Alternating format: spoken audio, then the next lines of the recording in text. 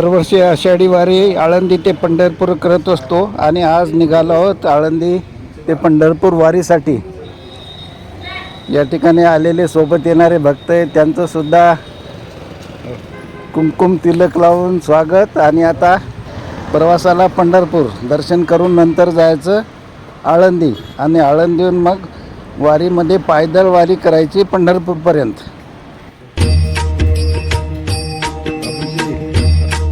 आज आषाढी वारीसाठी पंढरपूरला निघालो।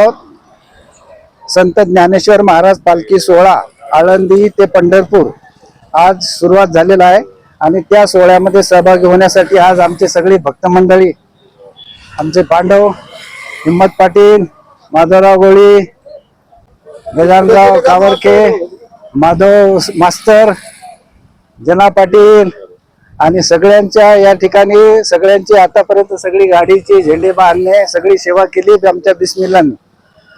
आता निघालो आहोत आज पंढरपूरला दर्शन करून उद्या आळंदीला जाऊन पालखी सोहळ्यामध्ये सहभागी होणार आहोत। या वारीचं महत्व सांगितलेलं आहे।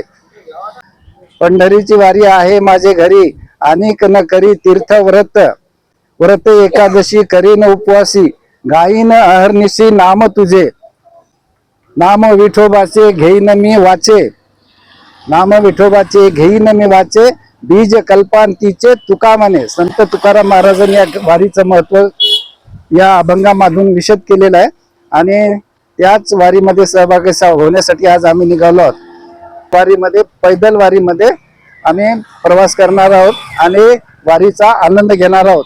पुंडलिक वरदे हरी विठ्ठल, श्री ज्ञानदेव तुकाराम, पंढरीनाथ भगवान की जय।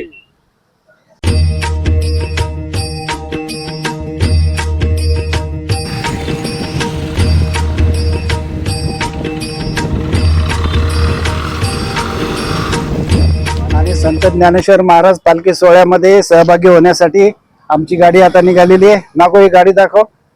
असा आम्ही या गाडीने प्रवास करतो। मागे गाद्या टाकलेल्या आहेत, बसायची जागा आहे आणि आता निघालो तर आमचे एनके साहेब या ठिकाणी भेटले। त्यांचं पाण्याचं विठू माऊली शुद्ध जल इथं पाणी घेण्यासाठी थांबलो तर त्यांनी आमची सगळ्यांना पाणी पाजलं, फ्री सेवा केली, कॅन पाण्याची एक भरून दिली।